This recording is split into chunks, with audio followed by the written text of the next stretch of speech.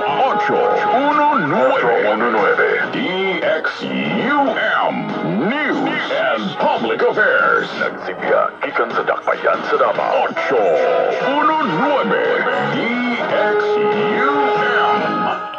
Atong oras alas 12:30.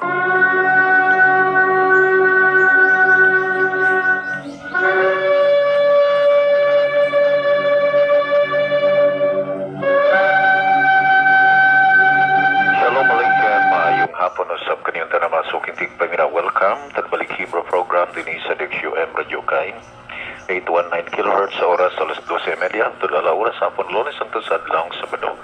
Kini si More Azaria Gilbert Minyosa, Panspika Slovak Engineer Julius Luzon, Roy Johnson to Station Manager. Magatibay kaniyong tanan 0929-3113-484. Kaigsunan isa na lang ka adlaw ang paabuton o mabot ng ato ang conference ang ato ang character traits refinement conference or midot to vote ngay paygayon karong sunod adlaw Huwebes pizza 12 tungod kay holiday na siya alas 8 o alas 9 sa buntag hangtod sa alas 3 sa hapon. Free lunch and free snacks. Og gikinahanglan nga mo send kamo sa inyo ang mga pangalan para ato ang makita kung pila ka buok ang nag-appeal. Sa pagkakaroon mga 100 pa lang more or less ang nag-send silang pangalan. Tungod kay may uban na 11th hour na mo decision ba? Kung baga ugma na pohon sa gabi mo decision. Okay, now still it's open. Sumala sa to ang anticipate nga 200 heads ang mag-join tungod sa to ang accommodation sa to ang venue o ingon man sa itong preparation o sa food and snacks. Okay, so still now we are open to those who want to join the upcoming event, the upcoming conference this coming Thursday, June 12, 9 a.m. to 3 p.m., free lunch and free snacks. And the theme of the conference is refining character traits or midot to vote. And Baruch Hashem, now sa matagusa nga doon na excitement nga mo join na taga Jinsa nagpalista na napoy taga Davao de Oro ingon man doon napoy Davao del Sur and Davao Occidental o ang taga Makilala and uban pa nga mga nasa palibot. Okay, so just text to our number 0929-311-3484 for registration, free registration. Only kinahanglan na to ang mga names para ato ang makita ang possible heads joining with the conference. And by the way, we are also inviting each one to join with our online classes held on Wednesdays and Saturdays at 7 p.m. No? Sa matag Miyerkules o sa Sabado sa gabi ang ato ang online classes. Samtang doon na usap ako'y klase na sa Jerusalem matag Domingo sa gabi niya doon na po ko'y ako ang online class sa Martes na sa gabi. Baruch Hashem na mga kaigsunan na itong ikaisgutan ang mga genuine witnesses nga mao ang Israelita lamang ordained by heaven nga Israel lamang ang Mamleket Kohanim nga mao ang ministers, kingdom of ministers ordained by heaven to teach salvation to the whole world, o Israel lamang ang ordained, particularly that descendants of Aaron ordained to be priests, mga pari, no, ang mga priest kaliwat lamang ni Aaron o wala nilain pa. So kung doon na tayo mag-claim o priesthood sama sa ibang religions, they are fake. Tungkol kayang original nga ordained by heaven, o gayud ang mga descendants ni Aaron. Kay kung doon ay musulay nga dili descendants ni Aaron, pag short circuit sama ni King Uzziah.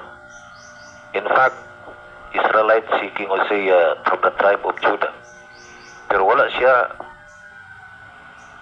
kumbaga outside na sa ilang responsibility ang pag-offer og sacrifice, kay para lang na sa priesthood. And let me emphasize this, magigsunan, bisan pa man o kaya nimo ang usa ka function, pero kung wala ka suguan na, now the creator of the universe did not even command you to do it, or didn't even tell you to perform it. Bisag kaya na nimo, wala kay benefit ana, instead curse pa hinuon ang may tabo.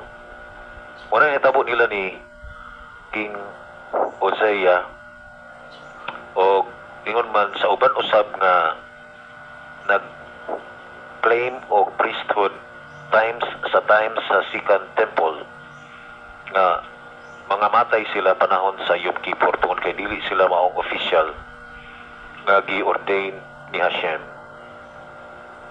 That means ang nasulat sa kasulatan, no, although para sa tao pero dili tanang tao obligated nga mohimo sa gisulat sa kasulatan, kundi kung unsa tong para nimo mo to'y para nimo, o kung sa to'y para sa mga lalaki mo to'y para sa mga lalaki, o kung sa to'y para sa mga babae mo to'y para sa mga babae. For example, sa Israel ang mga lalaki gisugo nga magpa-circumcise niya, mag-bar mitzvah sa edad nga 13. Ang babae walay circumcision, instead no, unveiling of the name, no, and then ang mga babae dili 13 years old mag-bat mitzvah kundi 12. And then ang mga babae dunay instruction panahon sa ilang monthly menstruation na after that mo ihap og 7 days unya magmikve. Unya ni anang panahon na mo-isolate kay dili sila pwede nga hikapon o duulon. So si Hashem nag-design sa lalaki o babae ug dunay mga function nga para lang sa babae, doon na pa yung function nga para sa lalaki. O alang sa mga magdiayon, doon ay gi-determine sa Torah ang gitawag og time of union and time of separation. Tungod kay dili sa tanang panahon nga mag-unite or mag-intimacy ang husband and wife, instead doon na siya panahon nga mag-separate, panahon sa menstruation. And very specific, ang mga lalaki mag-chit-chit, ang babae wala sugua, no? Magtalip, dugunya, magtifilin, wala sugua ang mga babae, no? So inana siya, no? Kung sa'yo gisugo po para sa tribe of Judah nga sila mao ang mga kingship family, just like King David, ingon man si Salomo, ilang mga anak, sila ang lahi nga kingly tribe. Dili sila pwede pulihan sa tribe ni Reuben, tribe ni Zebulon, tribe ni Dan, Na, nga naman, tungod kay ang Juda, mao ang gi-design or gi-designate ni Hashem nga mao ang mag-lead as kings. Okay? And then, function sa priesthood ang tribe ni Levi nga gikan sa family ni Aaron. So, mao sa mga kaigsunan nasa sugo niya para sa Israel o ang sugo niya para sa non-Israelites. Doon na sa specific na law para sa Israel. Okay, I will give you an example. The commandment of circumcision.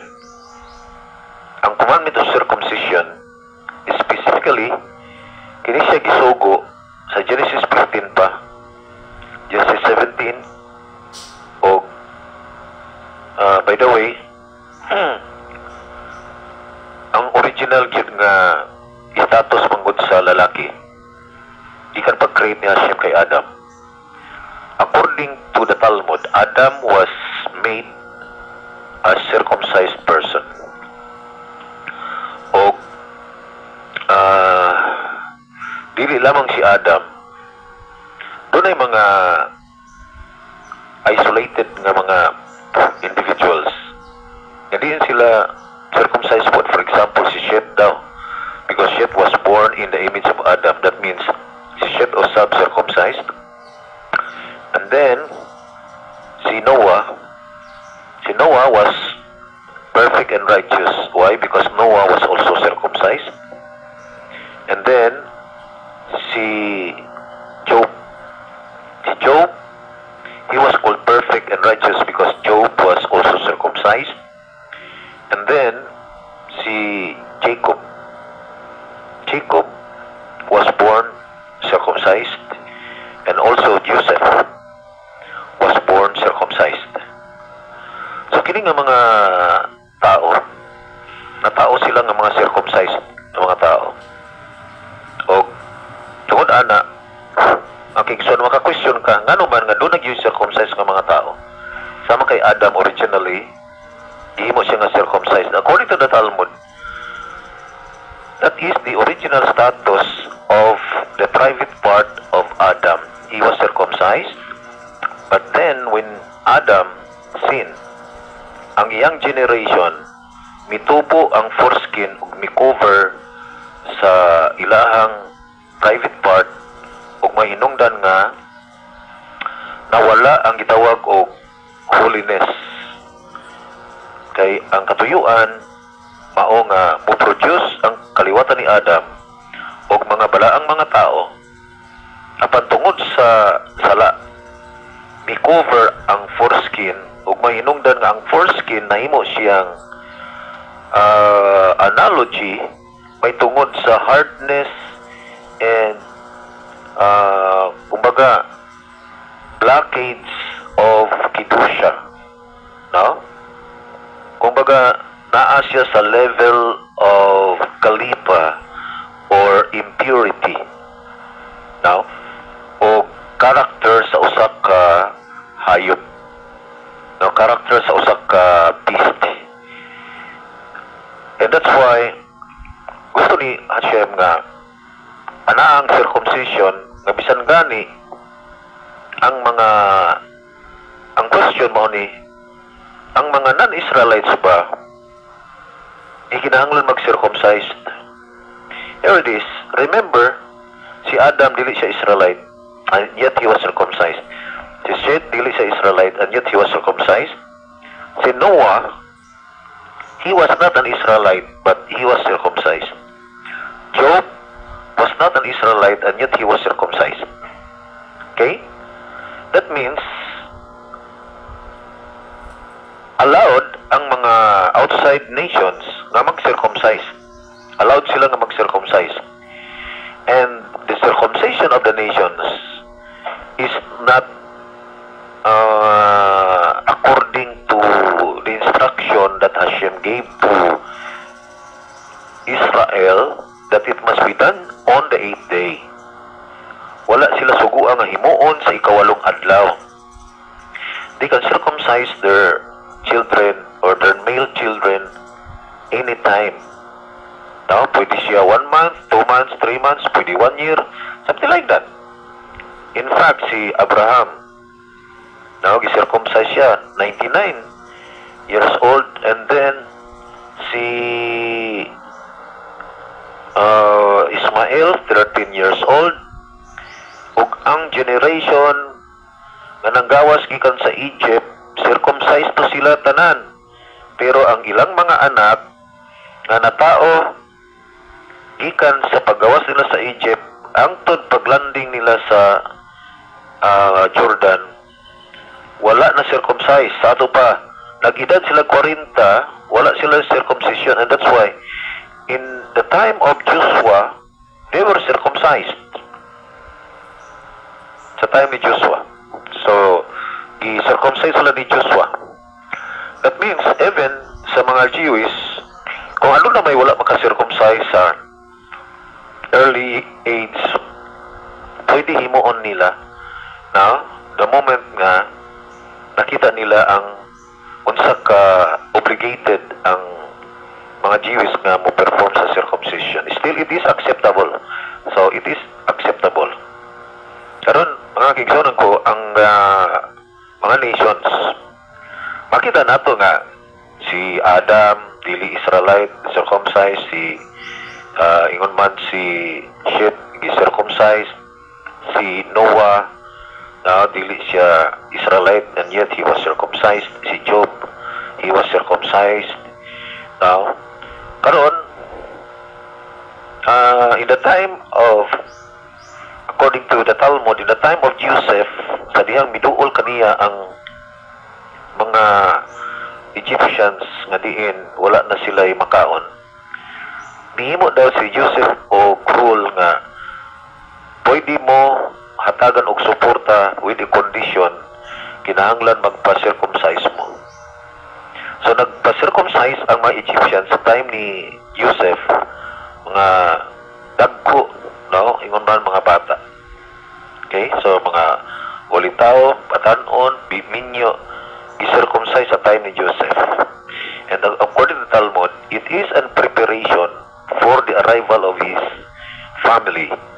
Aron nga dili sila mag-despise or mag-persecute sa circumcision system or custom tungod kay sila gani ni-submit sa circumcision.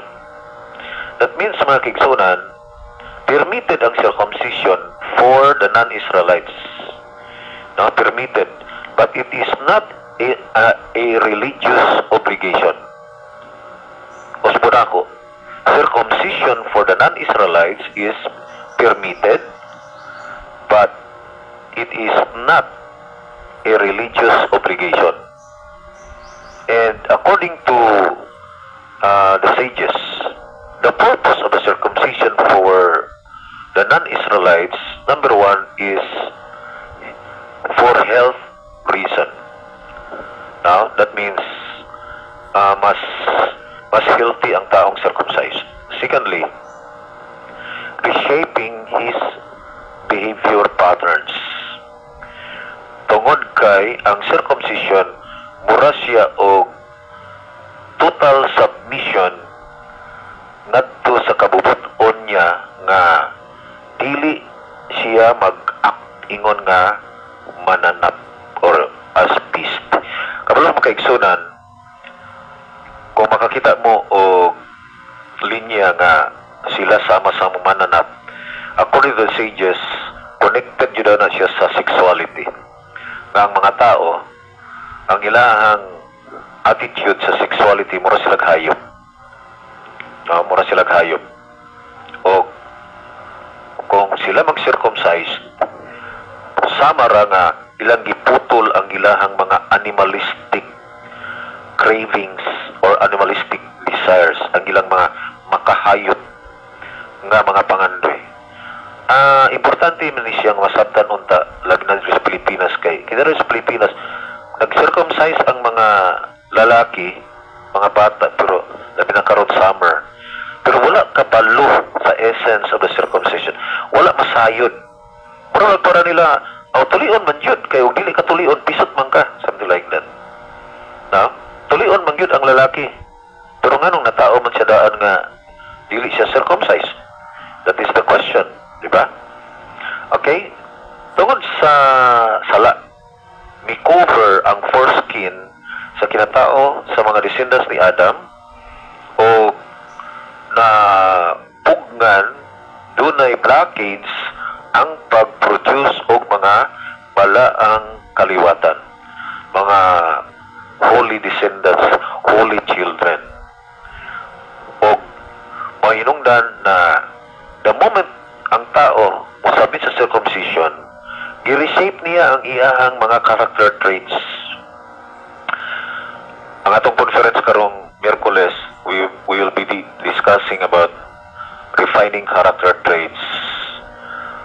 Usa man gud sa dapat batayan sa tao, kini bang kinaiyahan ba sa pagkahayop nga imong makita maoy hinungdan sa kagubot sa kalibutan tungod sa makahayop nga mga character traits sa tao. Ang iyang mga paggawi, ang iyang mga behavior patterns, makahayop. Tawag siya animalistic behavior, animalistic character traits, nga mao kini siya ang sa other side of the soul, nga mao ang nephesh. Ang mga hayop doon na sila nephesh, which is the other level of the soul, nga gitawag siya og animalistic. Ang hayop wala sila ni Shama, nga mao ang secret part of the soul nga gikan kang Hashem, which is the spark of Hashem. Wala na sa hayop, because the source of that is the breath of the Almighty.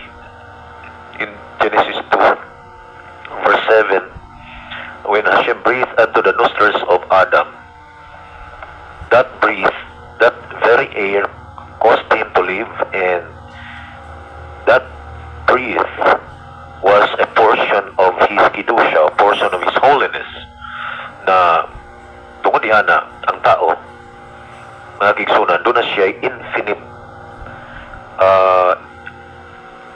part of the soul na dili siya pwedeng ma-fill in, mapuno sa mga finite matters, mga butang, mga mundane or makakalibutan nga butang.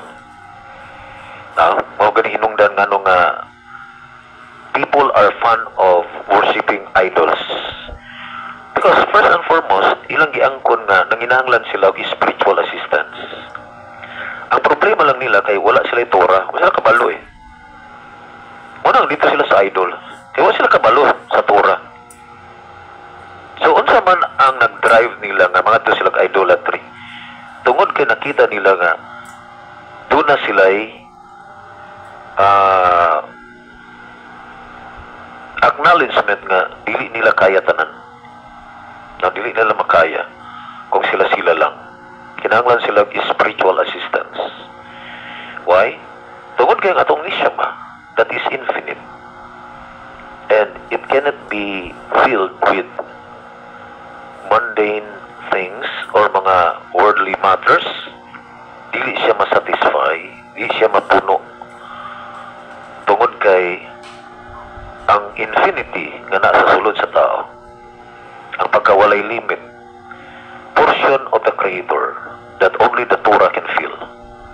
Torah lang makapunuan na. Umuinong dahil nga gihatag ni Hashem ang Torah, not only for Israel, but the Torah for the nations.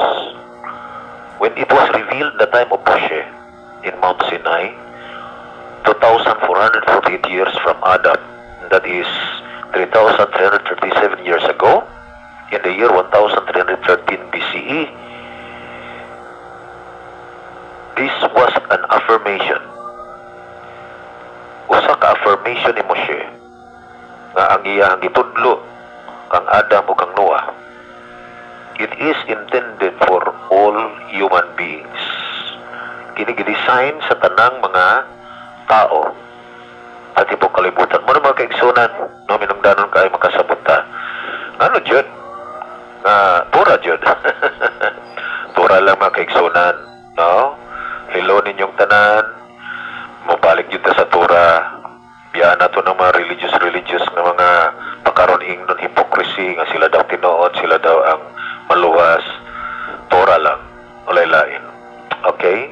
So akong ginauhag ang matag usa nga musta di tagtura, apil mo sa itong online classes Wednesdays alas 7, ngunman sa alas City of Sub sa Sabado.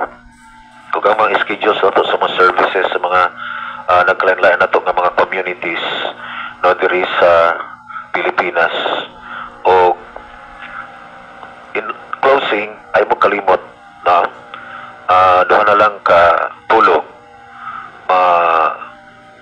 muabot na ang ato ang conference karong Huwebes alas 9 sa patag sa alas 3 sa hapon about character traits refinement, need of Tovo, free lunch, free snacks, pagsugod sa alas 9 sa patag sa alas 3 sa hapon. Og padala niyo ang pangalan kay para ato ang makita kung pila gyud ang magatampo para sa itong budget kay free meals man siya, free snacks. Okay, dagang salamat now. Join ta. Now, we expect you to join. Sa ngalan sa itong partners, because Lawagin General Julius Luzon, Roy Johnson, the station manager. Kini si Maury Azaria, Gilbert Minyoza, mag-aimga rin tanan. Shalom Aleichem, bilihim tao. Paminawa ang programang Balik Hebrew, uban ni Brother Gilbert Minyoza. 8-19 EXUM.